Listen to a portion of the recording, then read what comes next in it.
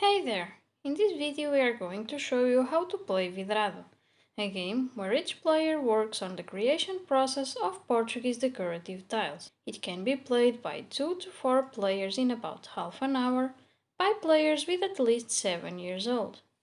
We will show you how to set up the game with no differences depending on the player count.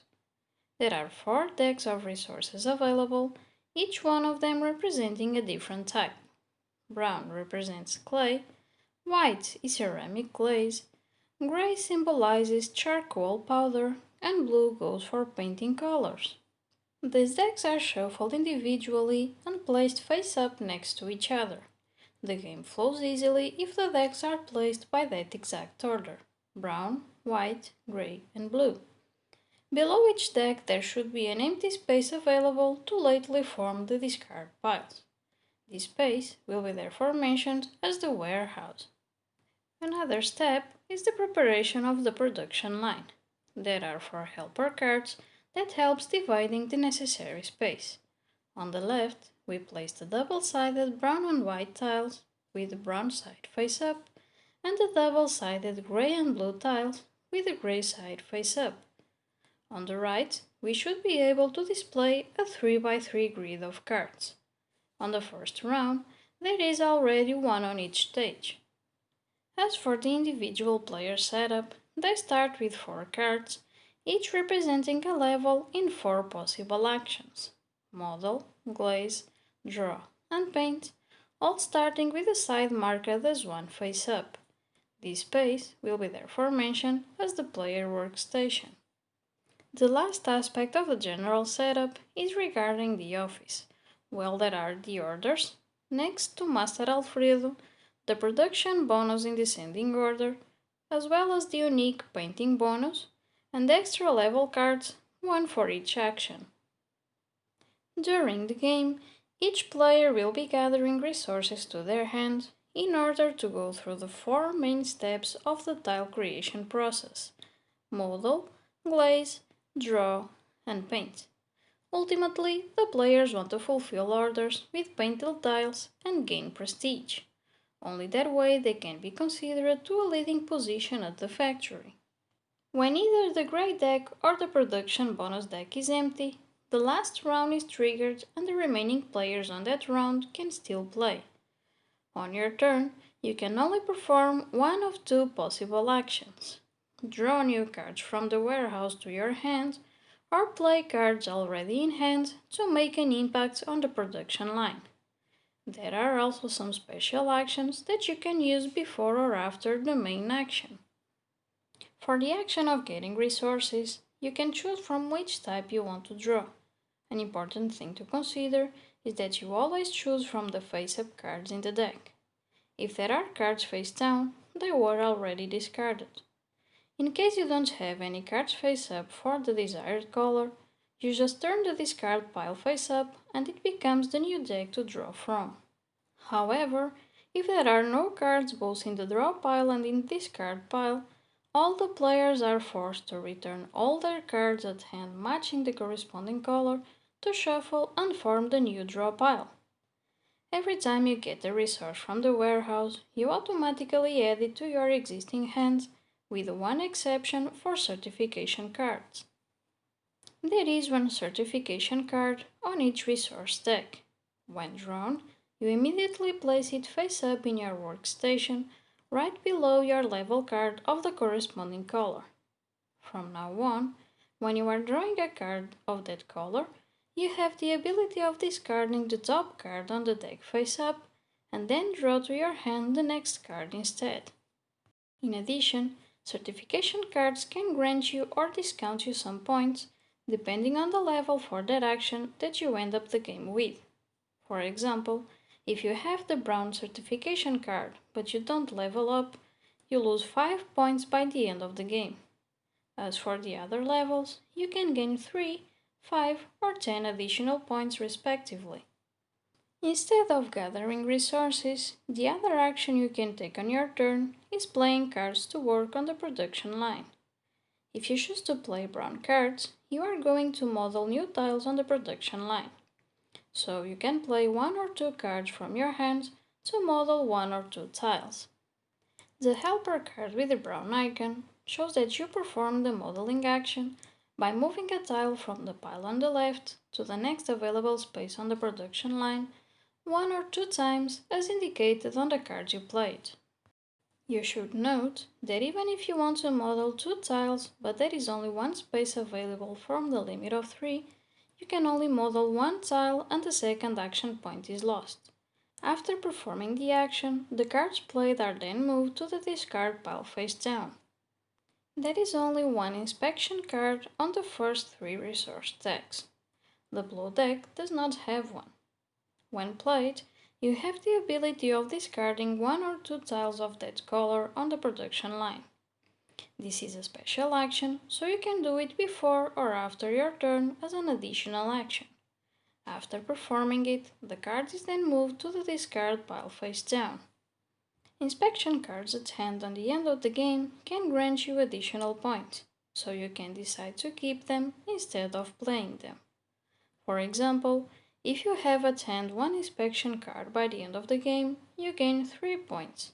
But if you have another one from a different color as well, you gain 8 points instead. On the best case scenario that you have all the 3 inspection cards, you gain 15 points. The same rules for modeling tiles also apply for the action of glazing existing tiles. You can play one or two white cards from your hand to glaze one or two tiles on the production line. The helper card with the white icon shows that you perform the glazing action by flipping to the other side a tile from the line of tiles modeled to the line of tiles glazed, one or two times as indicated on the cards you played. You should note that even if you want to glaze two tiles, but there is only one tile modeled or one space available from the limit of 3, you can only glaze one tile and the second action point is lost. After performing the action, the cards played are then moved to the discard pile face down. Both on brown and white decks are two cards with the illustration of Master Alfredo. When you play one of those cards, you can choose to call Master Alfredo to your workstation, ending your turn right away. On your next turn, in addition to your normal action, you can choose to get help of the Master. He allows you to perform one of the 4 different actions on the production line, giving you the opportunity of chaining different actions on the same turn. For example, you can use your action to model a tile and then glaze it with the help of the Master. As soon as you use his help, he goes to the workstation of the player on your right. On the next turn after his arrival, another player can call the Master by playing a card and you lose your chance. So, you better be quick to get his advice once you call him before he moves on. Just like with modeling and glazing, you can play one or two grey cards from your hand to draw one or two tiles. The helper card with the grey icon shows that you perform the drawing action by returning a glazed tile to the deck with the brown side up and placing a grey tile on the production line from the pile on your left, one or two times as indicated on the card you played. You should note that even if you want to draw two tiles but there is only one tile glazed or one space available from the limit of 3, you can only draw one tile and the second action point is lost. After performing the action, the cards played are then moved to the discard pile face down. The last action you can take by playing cards is the painting action. You can play as many blue cards as you want from your hand to paint one or two already drawn tiles. The helper card with the blue icon shows that you perform the painting action by flipping a tile to the other side if you are able to paint it with the colors on your played cards. Then, you move it to your personal workstation. You can do it one or two times as indicated on the cards you played. Each painted tile has the indication for the amount of points that you are awarded. You should note that even if you have on the played cards more than the necessary colors to paint, you can only paint the maximum of 2 tiles from the already drawn ones and the remaining colors are ignored. After performing the action, the cards played are then moved to the discard pile face down. As you can see, Each drawn or painted tile is identified by a letter. This identification is important so you can use the painted tiles on your workstation to fulfill specific orders. This is a special action, so you can do it before or after your turn in addition to the main action. When fulfilling an order, you move it to your personal workstation and the cards used to fulfill it are then removed from the game. At first sight, it may seem that the only benefit comes from the action of painting tiles. They award you points and can be used to fulfill orders, giving you more scoring opportunities. However, you also get benefits from using the actions in the lower layers of the production line. Let us take a look at them. As mentioned before, each player has a level card for each possible action on the production line. Each level card indicates the amount of points that it grants on the side face up and the amount of points gained instead if the player is able to level up. In addition, level cards also allow benefits for producing one or two tiles of the matching color. On the level 1, if you produce one tile, you gain one or two cards of the same color, but if you produce two tiles instead, you can level up on that ability by flipping the card to the other side.